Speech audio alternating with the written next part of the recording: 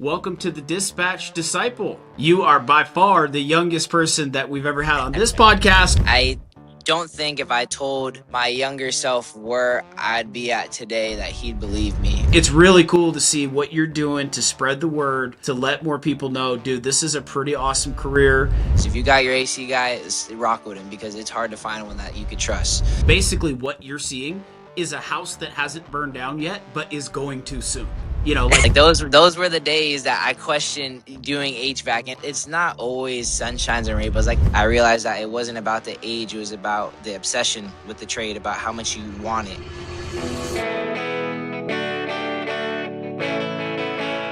Hey guys, welcome to the Dispatch, where job site legends get the mic. Join me every other Thursday as I sit down with the biggest names in the trades to find out what's really happening to keep America running. So whether you're on the road or in the garage, beer in hand, settle in for a great conversation. I'm Ryan Prosser, and this is the Dispatch. Welcome back to the Dispatch, where job site legends get the mic. Today we're joined by Andrew, better known online as HVAC Disciple. He is a Gen Z HVAC installer, service tech, and content creator. Welcome to the Dispatch Disciple. What's up? Cool, man. Well, so you've got a huge following online. For folks that don't know, tell us a little bit about yourself. I'm Andrew, better known as HVAC Disciple online. I started doing HVAC at 18 years old. I decided to pick up the camera at 19 years old and start recording once I got my own truck. And then so far after that, it's the rest is history. I'm HVAC Disciple online. I've been able to inspire and kind of just show the people behind me that you can do it at a young age, no matter what, and just continue to keep growing in this trade every single day. Cool, man. So, one of the things that I love about your story, or at least you as a guest, is you are by far the youngest person that we've ever had on this podcast or, my predecessor podcast. So, very cool to have somebody so early in their journey. What can you tell the folks, maybe just tuning in, just hearing for the first time somebody in your age bracket getting started in HVAC? Like, what's the journey been like? What should people know? It's definitely been a rough ride, right? It's not always sunshine and rainbows. When you're deciding to not take the traditional route and go to college, you do come up on some rocky points and stuff. So when I started in the trade at 18 years old, I already knew the first day I went into class, it was probably me and my best friend now were probably the youngest. I mean, I'm sitting in the same classroom with 30 and 40-year-olds. And it's a little bit intimidating, right? You kind of feel like, dang, like they're older. Like, what do I know? How am I going to make it? Like, it seems like maybe you need to be older to do this trade. I kind of felt very out of place. But as I just became more and more obsessed with the trade and with HVAC and watching videos, I realized that it wasn't about the age. It was about the obsession with the trade, about how much you want it. And it could easily outbeat any 30-year-old, 40-year-old, 25-year-old, who it don't matter. Obsession beats talent over everything. So I stuck with it. I was able to finally land a job where I was able to get my own work van. And as soon as I got that work van, I knew I wanted to record videos, and the rest was history from there. Cool, man. I love it. Talk about, you mentioned some of those age differentials coming up in the, kind of training days. I've been unpacking this with some of the other guests, in this new generation, older generation kind of rivalry thing. Like, I think a lot of people feel like everybody out there's just Cheers and Miller Lights and they're all homies. Like, but no, there's like a real rivalry to it, it seems, like especially between generations. Or is that not right? What's it like? What's been your experience, especially out there in Florida? I would say it's definitely been a mix. I have definitely had my fair share of older techs who have treated me differently in a negative way. And then also my fair share of, experience with techs who have been like, I still talk to them to this day and I don't even work with them anymore. So I think it comes down to having an open mind. Some older techs don't have an open mind. They see you as an 18-year-old, 19-year-old, 20-year-old kid, like, oh, what does he know? What could he be doing right now in this trade? He just needs to be watching me, like, and not do anything and kind of just be on the back burner. While there's some other older techs who remember what it was like to be treated that way and decide to take a new route and be like, okay, well, this kid's coming up. He could be just like me. The obsession's there, the talent's there, the want and the drive is there. So why not let him, continue to do more and let him do, more and more and more and more, because some techs out there, they don't let the apprentices do very much. And that's where I had to kind of jump ship, because I was in a place where I wasn't able to do as much as I wanted, and I knew I had it in me to do it. Hmm. So it really all depends on how open minded the older techs are. That you can tell who's closed minded and who isn't, because the closed minded are usually the ones who aren't giving you the much opportunity to go out there and perform when they're with you. And the open minded, older techs will allow you to, hey, you could do this today. I'll let you do this today. Yesterday you look good, so I'm gonna say you could do this today. I want to stay on this kind of conversation of like learning and growing. I always feel like the dumbest person in the world is me 1 year ago. Like I look back at that, but it's always like that. Like right now, I Yeah. don't think I'm dumb, but 1 year from now, I'll be like, I can't believe that he didn't know this thing or Yeah. that he was saying X, Y, Z. Yeah. Um, Exactly. what's as you look at the early days for you, what's a mistake that you were making or made one time that still haunts you? You look back and you're like, oh, I can't believe that I didn't know how to do that or that I made that mistake. So it comes down to electrical. So electrical in this trade, and I would say almost in all around in most trades, like you always are around some sort of electrical, but with HVAC, it's a little bit more in depth. So I do remember one specific time where I was fooling with something, right? Trying to put something back together. And as I'm doing that exact thing, there's bare wire or there's a piece of bare like wire on the circuit that's touching directly to the metal. But I'm so busy focusing on what I'm doing. Meanwhile, this thing is just slowly burning up the wire, going straight to like a major component. And I'm sitting there like, oh my gosh. I think that night I watched every electrical video I could scour on YouTube on why that was still getting power. Because there was a little bit more to it. I thought the unit was actually off, but there was only a portion of the unit that was off from where I had turned off. And so because I didn't know electrical that great, I just thought, oh, the whole thing's off, and I was able to do whatever. And meanwhile, I just caused a $400 repair, So, definitely electrical was kicked me in the butt when I first got into this trade. When kind of jumping back to the older versus younger thing, like it just occurring to me hearing this mistake.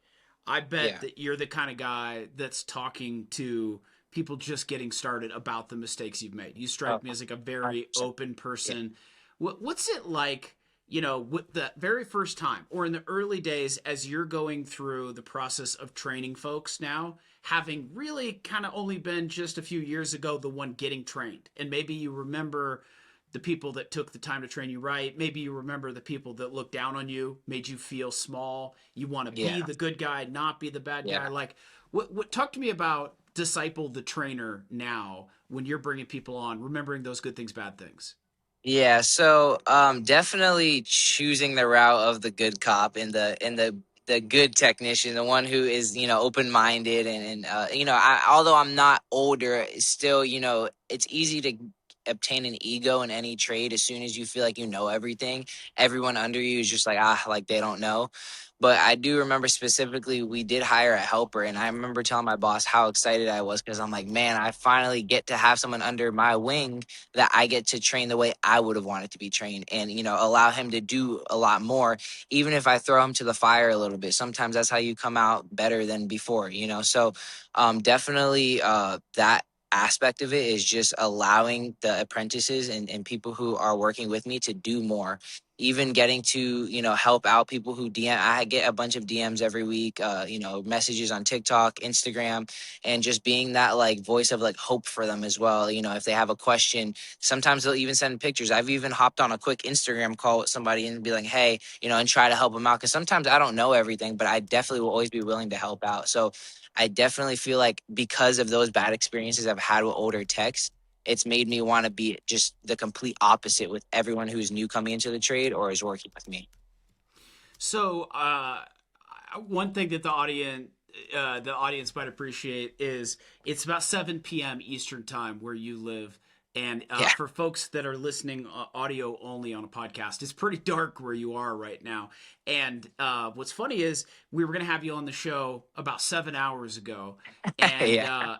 you had a kind of a work emergency, because you're like out there Yeah. hustling. Like podcasts are fun, but work is work. What can Yes, you sir. tell us about like being on the front lines of the hustle? Like what was that about today? That work emergency, and how Yeah. much of your life? I have a follow up question. Let's do that first. A follow up question would be Okay. how much of your day is emergencies? Like is that common? How much of it is scheduled versus?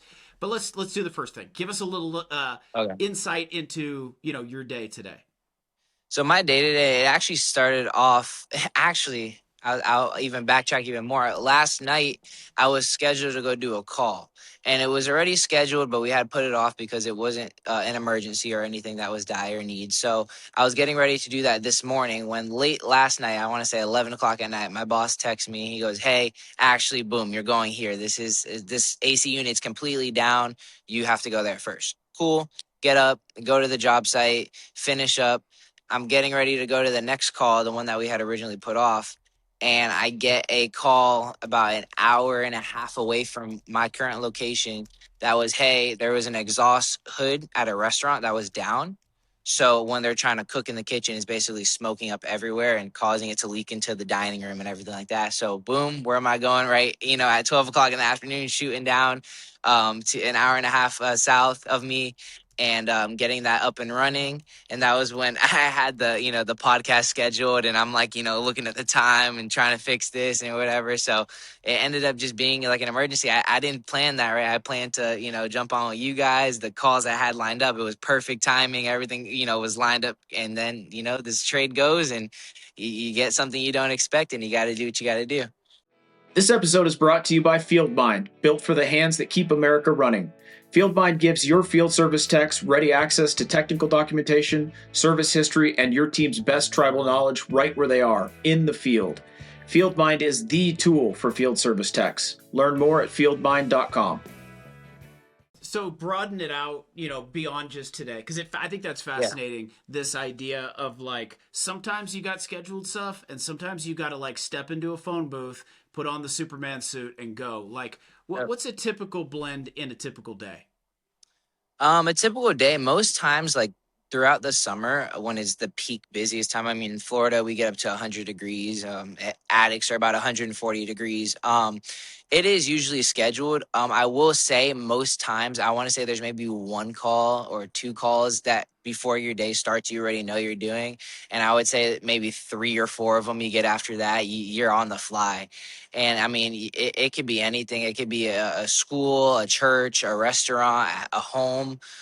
It just knows that when it goes down, you got to get there. And if it's commercial, I mean, you better be there faster than you could say, whatever the case may be. But usually, I mean, it's so hot here in Florida. Like you can't, like there's not a lot of people that could really afford to be without AC. I mean, your house is reaching 90 degrees. I mean, like no one could live like that. So the boss calls, we go, and that's just how it goes. So you mentioned the heat a couple times. I want to like poke at that a little bit. What are some, you know, so my big question is like, what are some of the hard parts about the job nobody talks about? But the really specific question I have is like, what are the characteristics of a really bad job site? Like you walk up, I'll give you an example. You walk up, maybe it's like an old building, old house, whatever, and you're like, that place has a lot of spiders in it. I could just tell by looking at it, like I'm gonna be up in an attic that looks very spidery. Like, are Yeah. you able to read a situation and say, dude, that place has got snakes? That looks rattlesnakey to me. What are some of the things you look at and you're like, oh hell, here we go. So what I've noticed personally with addicts in Florida, anything I've come across, it has never had any like crazy instances. Like even some of the craziest looking houses have never had any crazy instances with bugs, snakes, or anything like that. What I will say though is at my previous company, we did do work with mobile homes, and that required going underneath houses. That was the most stressful part of HVAC I think I've ever had to endure. Like those were the days that I questioned doing HVAC, and I'm so open about that with anyone. Is like it's not always sunshines and rainbows. Like it may look like fun online and stuff like that, and I do that on purpose. But like at the end of the day, like there's days where I'm like, yo, I picked a damn hard trade, and then there's other days where I'm like, I love what I do. So like you just take the good with the bad. But to your point about looking at the job sites and stuff like that, it all depends. But definitely when I know I'm going under a house, I could definitely walk up on a site and you see the dirt looking a certain way, the house looking a certain way, and you're like, oh, you're in for a fight with a snake under there. Dude, my job takes me around the country to these different pockets, and years back, I had to spend a decent chunk of time in Chattanooga, Tennessee, and long enough that I brought my family with me, and we were we got this old Airbnb. It was really cool old house, but I mean it was older, and it Yeah, was um it was late at night. Like not like midnight, but it was like 10:30, and all of a sudden, just the commotion in the attic was tremendous, and. We called the owner. I said, "Look, dude, it sounds like an insane person is breaking into the house via yeah, the attic." I'm yeah, like, and he was like, "No, no, no." I'm saying, "Listen, this isn't like a mouse or a snake. This is like yeah. something is going on." And he said, "Listen, All hell's breaking loose. Yeah, it's gonna be a possum." He's like, "It's gonna be a possum." I'm like, "A possum?" So we had to live with. He was like, the pest control will be there in the morning, dude. Sure enough, they pulled out of the attic of this house like the most grisly monster you've ever seen. It was unbelievable. But it sounds like in Florida, heat goes up, creatures so like the heat is above the house, the creatures are yeah, below the house, right? So yeah. you want to be doing work if push comes to shove in Oh Florida. yeah. For people listening at home, you want to be the guy doing the work above the living space, not below the living Oh, space. 100%. Yeah. 100%. Yeah. When it comes to that, I would take an attic under a mobile home all day. What I will say, underneath a mobile home or any home, like some homes in St. Petersburg, Florida, actually are built up on stilts in a way where you still have to go under it to access the ductwork and everything like that. Under the houses, under the homes, it is cooler. Like you're not sweating your tail off, under there trying to do your work. In an attic, yes, you are sweating. You're in a sauna trying to work with a screwdriver and a drill. Like it's bad. I mean, I've had, where I had to step out because I have, water all over my tools from just me sweating. So if it push comes to shove, I will sweat my tail off in the attic all day before I go under house for sure. It's good. It's For purifying. sure. So, Yeah. okay, you're in Florida. I gotta, this is required if they have somebody from Florida on the show because you Oh guys yeah. have the market cornered on weird shit. So, Yeah. what's the weird? What's the weirdest thing that you've seen in your work so far? What has brought you face to face with the weirdest situation?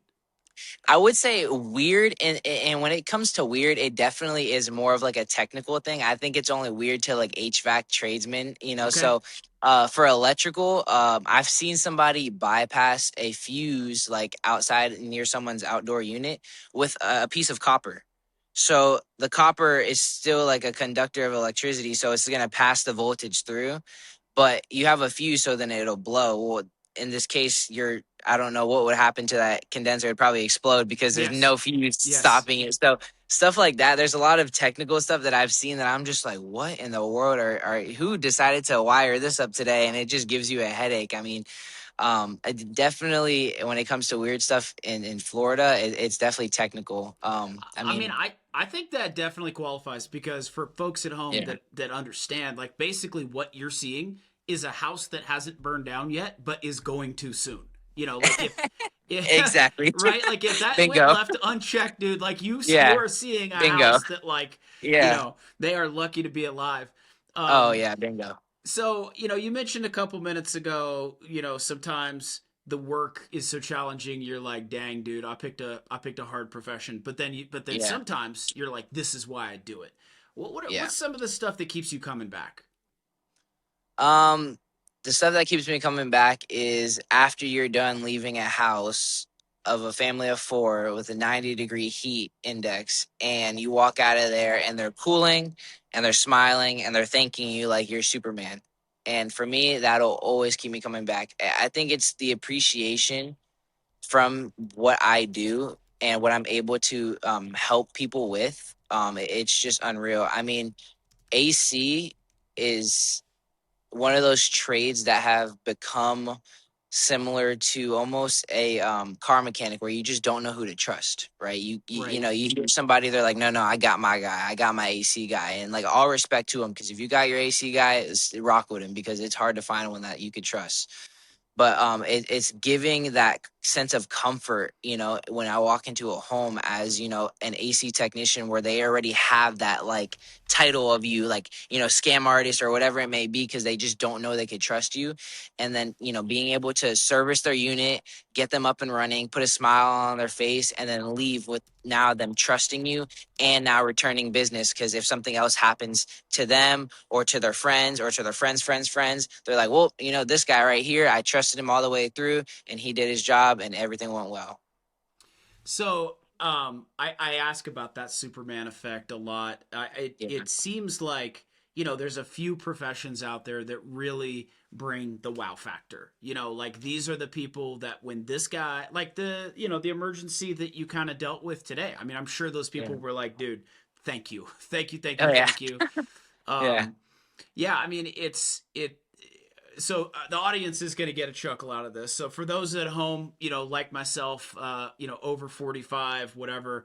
Um, I love this question. Ask and disciple this. So you're in your early 20s. Some people would think it's funny to say, what advice would you give your younger self? Because someone like me looks at you and you still are your younger self. You know, I mean, you're very early in your journey, and yet, like, I was 20 once. I remember that I definitely would have had advice that I would have told my 16-year-old self, my 18-year-old self. Yeah. Well, what's your take on that? Like, as you look back at the journey you've been on, a lot of road in front of you, but some really important steps behind you. What are some of the pieces of advice you would look back and give your younger self? Man, I don't even mean to get emotional, but yeah, you know, just you know, it's I don't think if I told my younger self where I'd be at today that he'd believe me. The one thing I would tell him is keep going. Just simple as that. Cause there's been so many times where I wanted to quit. Um, I remember my first week in trade school, I called my mom saying, hey mama, I think I'm gonna drop out. I don't think HVAC's for me. And she told me to keep going. I had a lot of other people to tell me to keep going. And just that in itself, I think is all I would need to know, because I mean, I've been so blessed with everything I've been able to accomplish up until now. I would need to tell myself to not give up, because that if I, you know, there's 1,000 lefts in life and there's 1,000 rights in life, and if I would have taken any other left or right, I wouldn't be where I'm at. So I wouldn't do anything different, but I would make sure that my past self knows that he can't give up, that he has to keep going. And no matter what is in front of him, that I've had to jump over some hurdles to continue to grow in this trade. And yeah, I think he would just need to not give up. Man, you know, I love that share, and I appreciate that. You know, as kind of a guy farther on in his career, um, you know, sometimes it's easy to lose sight, but like when you're coming to the end of that high school journey, you know, and you're starting to think about like, dude, what in the world am I gonna do with my life to make, you know, to get food on the table and build a career and so forth. Like you know, the Z's don't have it so easy. You know, it's a Yeah, difficult time out there, and the trades have kind of been maybe sold a little bit short now for the past quarter century or more. And yeah, it's really cool to see what you're doing to spread the word, to let more people know, dude, this is a pretty awesome career. You know, full of adventure, good pay, growth. So you know, man, I just want to say thank you for coming on the show today. Thank you for sharing the story. of course. Yeah, no, I appreciate you guys having me on, and I will with pride always talk about my trade and what's in store for people coming in.